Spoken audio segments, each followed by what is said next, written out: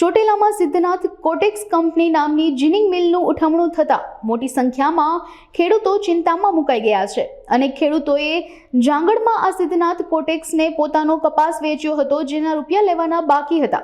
કંપનીએ તાળા જોતા જ રૂપિયા લેવા આવેલા ખેડૂતો ચોંકી ઉઠ્યા હતા. ખેડૂતો ઉપરાંત દલાલોને તેમની દલાલી અને 500 જેટલા મજૂરોને પણ તેમની 2 મહિનાની મજૂરી લેવાની બાકી છે, પરંતુ કંપનીએ તાળું હોવાથી ખેડૂતો સહિત દલાલો અને મજૂરો ચિંતામાં આવી ગયા છે. પોતાના કપાસના રૂપિયા બંને એટલા જલ્દી મળે તેવી ખેડૂતો માંગ કરી રહ્યા છે, તો મજૂરોને પણ 2 મહિનાથી મહેનતાણું ન મળતા તેઓ પણ રોષ વ્યક્ત કરી રહ્યા છે. આજે આ બધા ખેડૂતોને પૈસા જાંગડમાં કપા નાખ્યો તો આજનો ટાઈમ આપ્યો તો રક્ષાબંધનના બીજા દિવસે દઈ ગયો. મારો 100 થી 6.5 લાખનો કપા મારો પડ્યો તો મને આજનો ટાઈમ આપ્યો તો હું આવ્યો તો બધું કોપર ભર્યું એટલે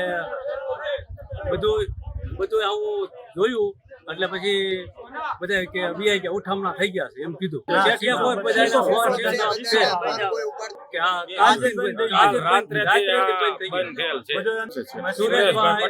વિરેનભાઈ પટેલ, અતુલભાઈ, પછી એક રમણીકભાઈ.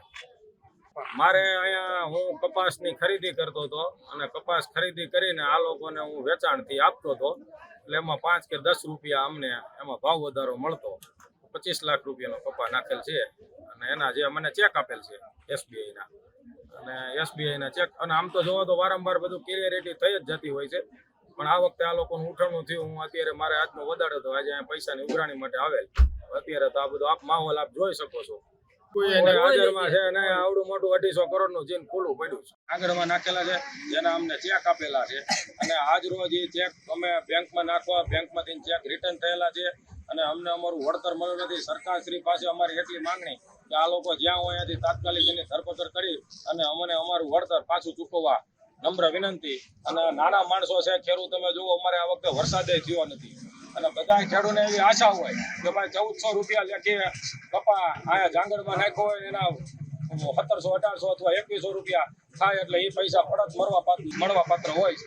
તો બધા ખેડૂતની એવી માંગણી લાગણી છે, સરકાર શ્રી પાસે નિવેદન છે કે આવી રીતે બધા ખેડૂત સાથે અન્યાય અનેક વખત થાય છે, તો આવો અન્યાય ન થાય, ખેડૂતનું વળતર પાછું મળી રહે એ માટે સરકાર શ્રી અને રાજ્ય સરકારને, મુખ્યમંત્રી શ્રી તથા પ્રધાનમંત્રી નરેન્દ્ર મોદી સાહેબને એવી વિનંતી કે અમને અમારું વળતર પાછું મળે અને ન્યાય મળે. આ ખેડૂત બધા આપ જોઈ શકો છો અત્યારે છે. भाई बोलो जेने जे व्यथा हुए सर, हम लोग का पगार नहीं हुआ है और 1 तारीख से बंद है, 20 तारीख तक पगार नहीं हो रहा. सेठ लोग के पास जो ऑफिस में बैठते हैं, अचार वाले वो फोन स्विच ऑफ करके रखे हैं और पगार नहीं दिए, सब लोग ताला मार दिए और कैंटीन में आज से बोल रहे खाना नहीं मिलेगा. तो सर हम लोग 2000 किलोमीटर से आए काम करने के लिए, फिर हम लोग घर कैसे जाए? हम लोग का सर पगार कैसे न कैसे 2 महीने का कोई नहीं उठाता. कब से नहीं आई है कोई? 1 तारीख नहीं, ये कंपनी वाले कब से नहीं आए? जीन वाले तो कल से बंद है, कल से 2 दिन से ऑफिस बंद है, कोई उठा नहीं रहा है. बोलना हम लोग का आगे कोई सुनवाई है, हम लोग को आगे जाते हैं तो नहीं जाने देते. 2 महीना हो गया, पहले का महीना हो गया, अभी 2 महीना हो गया. हाँ, नहीं डालना कह रहा, आज 10 तारीख से कह रहे, आज दे रहे, कल दे रहे, परसों दे रहे. वो पूरे मंगल का बोल गया था, ताला लगा के चला गया, अब से नहीं खोला है. कोई नहीं है, कल से है बंद ऑफिस, कोई भी नहीं है बंद. हमारे छोटे छोटे 1.5 महीने की हो गई, 3 महीने की पगार हमारी 28,000 रुपए, 40,000 रुपए पता, 20,000 रुपए पता. ये बच्चे को कैंटीन में नहीं मिला, क्या खिला दे इसको, हम कहाँ ले जाए, कहाँ नहीं जाए. रूम पे क्या करेंगे? ऑफिस को कहीं कहाँ के रहने वाले हो आप? हम झांसी के, ग्वालियर झांसी. हाँ, हमको 2,000 रुपए किराया लग रही है, कहाँ से चले जाए? 1 रुपये नहीं है बच्चे के लिए, तो इसको लेकर कहाँ जाए? आज कल तो तबीयत खराब हो गया था, पैसा नहीं आता, नहीं उठा दे फोन. आज सवेरे का फोन लगा रहा, किसी ने फोन नहीं उठाया. हमारे सेठ का हमें नाम नहीं आता है, सेठ का क्या नाम है, सेठ का नाम नहीं. प्रधान को चिनते हैं, कोई लेके आया वो चिन देता है, आता है વીરનભાઈ.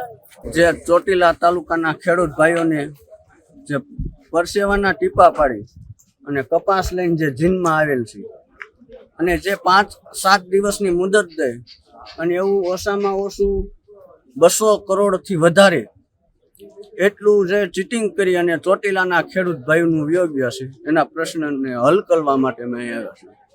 રજૂઆત કરવા આવ્યા હતા. ચોટીલાના માર્કેટિંગ યાર્ડમાંથી જે અમારે વેપારી છે એમનો પણ ફોન આવ્યો અને એટલે અહીંયા આવવું પડ્યું. અંદાજે માર્કેટિંગ યાર્ડના 50 થી 60 લાખ રૂપિયા જેવું અંદાજ બતાડ્યો છે, જે આંકડો અમને પૂરું મળ્યો નથી.